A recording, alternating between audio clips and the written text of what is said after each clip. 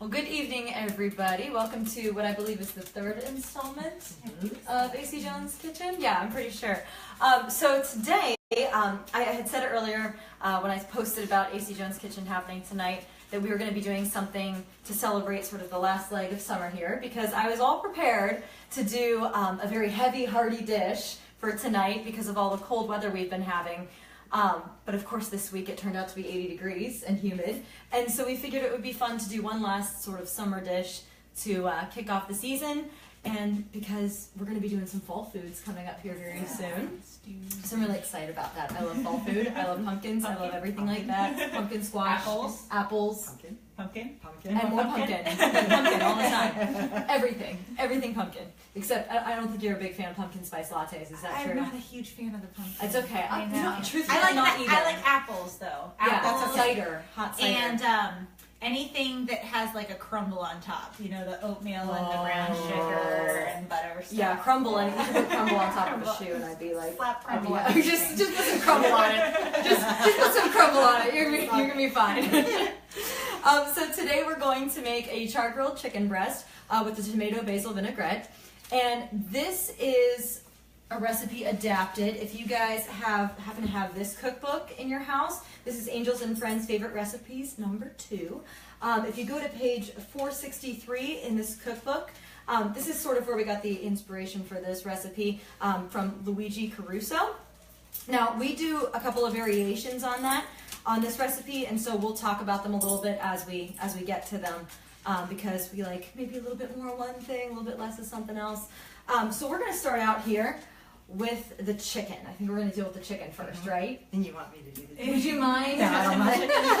Okay. So I'll hand this one off to you. You go okay. for it. You go. All right. You go chicken crazy over All right. there. For the sake of time on TV, usually we have 3 chicken breasts. They come in 3s, And that's and huge. they're nice and That's thick. enormous. Yes. That's so really what we're big. going to do? We're going to cut this easy now. We're going to cut this in half. There we go. Nice cut, doctor. Well, thanks. Let me make sure my knives are always very sharp.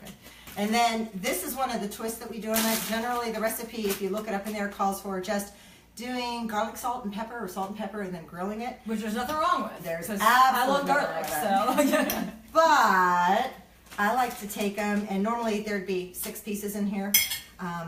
You put that in there, and then any kind of Italian dressing that you like, just pour that in there. Nice. Zip it shut. Nice and easy. I like it. I'll take this from you. Magically, it Zip it disappears. shut. Mix it up, and then just let it rest. Now, do you let this rest? Room temperature. Room temperature? Yeah. Okay. Meat is always better when it's cooked at room temperature. I would agree with that. So I'm going to go set this off to the I don't have side. much to say about that. Nice about this, no contamination. It's not in a bowl or anything. Perfect. It's Ziploc still. So Yeah, I I'll love let you that. move my things out of the way. All I'll right. set this on the counter, and then you could take it from there. Okay. Oh, Awesome. actually, no. What? You I can't. No, because you know what else I want to do? Oh, you have to pound those out, don't Yeah. I mean, you could cook them like this, but you're going to be standing at the grill for a long time. you? Yeah. So I just go from here and just give it a couple pounds. So this looks like a good recipe, like if you've had a bad day at work or something like that, you need to rid yourself of some aggression. That looks like a lot of fun. Yeah, and then they're flat, and you can even them out so they all cook evenly. There you go. Perfect. That's it. That's awesome. And that helps too, because sometimes when you cut a chicken breast in half, it's like they're 2 different shapes. Right. And so it'll help it cook a little bit more evenly. Absolutely. So in this bowl, you and I are going to get started on the vinaigrette here. Okay. Okay. Sounds Sounds like fun. So with this, normally the recipe calls for, I believe it's 1 yellow pepper and 1 red pepper, Yep. or something of the likes. Well, we really like peppers, so we added a lot more peppers. So we have the typical red and yellow pepper here that we're going to add to this. But we also, look at magic. There you go. But we also like to add green and orange peppers. Not only because we like peppers, but because look at those beautiful colors. I think that's just so wonderful, right? That's one thing that I really like about this dish is that it is so colorful. I know so many times, like especially in my family, because you know, Nathan likes potatoes and Nathan likes my kids like potatoes, so it's like I feel like a Nothing lot wrong of with times everything is just all one color. Yeah. So So this is colorful. This is pretty. I like to call this recipe the AKA how to foolproof impress your friends and Yes, family, kind of the foolproof way to impress your friends and family. Absolutely. So passing those peppers off to you. So we use 4 different kinds of peppers. Really, the beauty of this is you can alter it to be however you want it to be. If you don't like peppers this much, then you can reduce the amount of peppers.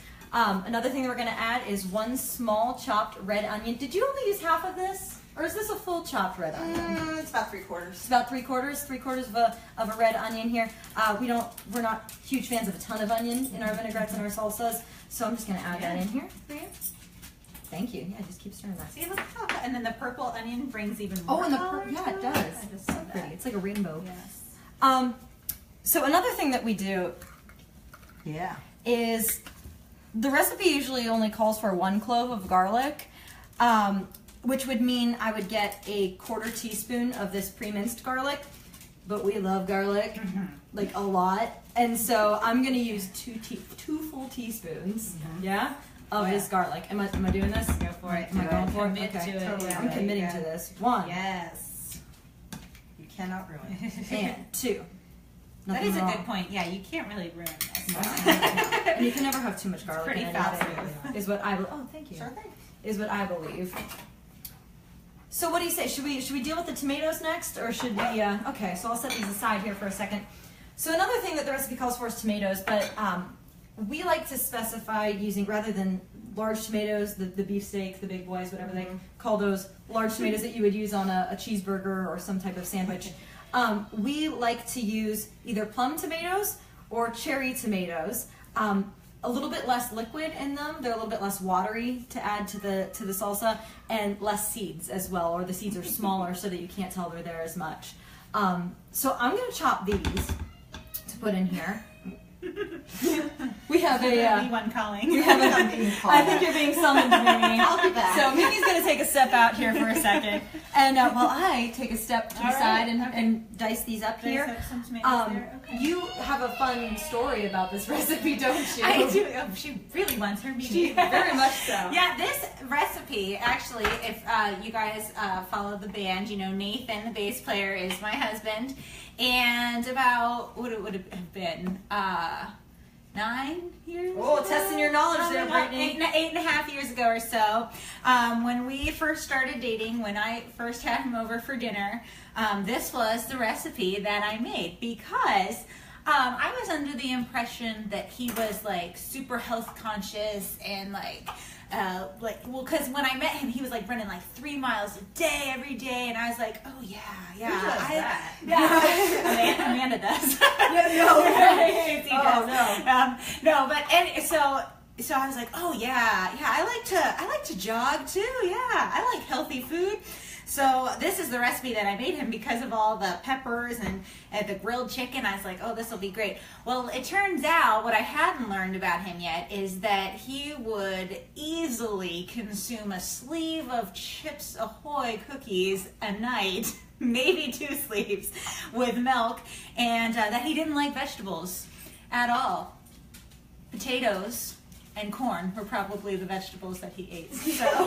So that's been a long-standing joke for him and I. I will say, though, that over the years, as we've made this more, he takes more and more of the pepper mixture and the vinaigrette mixture each time that we make this. So, and he loves this. So this recipe can convert any non-veggie person, because Nathan is proof positive of that.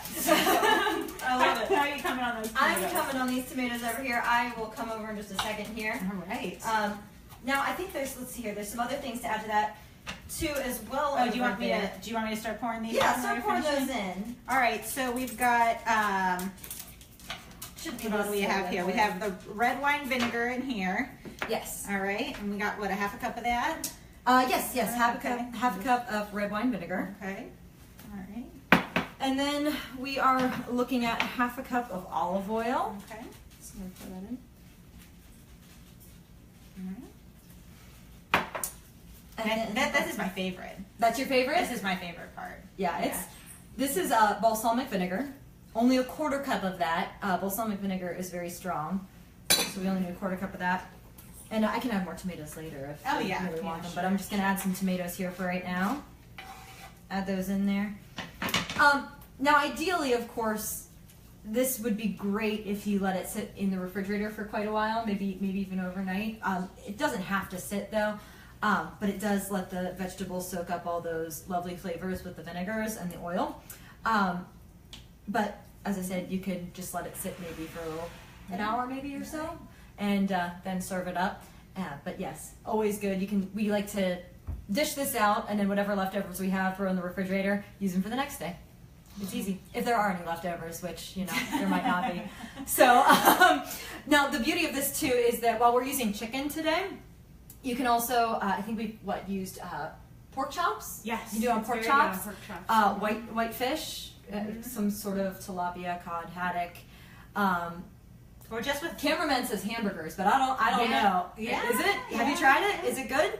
Yeah. Okay, so I guess it works with red meat too. Or just So he's just like itching to say all the things that this can go with or here. just on top of rice. I too, know, right?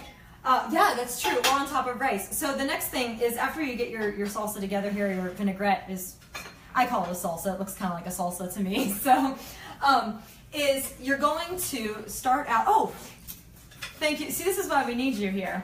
So I forgot 2 other things. You're also going to add half a teaspoon of dried basil and half a teaspoon of salt and half a teaspoon of black pepper. Just into that mix. There we go. Can't forget that. Oh, look at you. You are prepped. I like it. So we like to serve this with rice. So, and we love really any kind of rice. I mean, you could use brown rice if you want to. You could use white rice. We love jasmine rice. It adds such a nice aromatic flavor to everything. So we'll get some jasmine rice and we'll cook it in our rice cooker. And we usually cook up huge batches of it and just keep it in the refrigerator and then use it for multiple things throughout the week. But this right here, if you're ever in a time crunch like we are a lot of the times, you can use minute rice. And so it's really quick, makes this dish easy.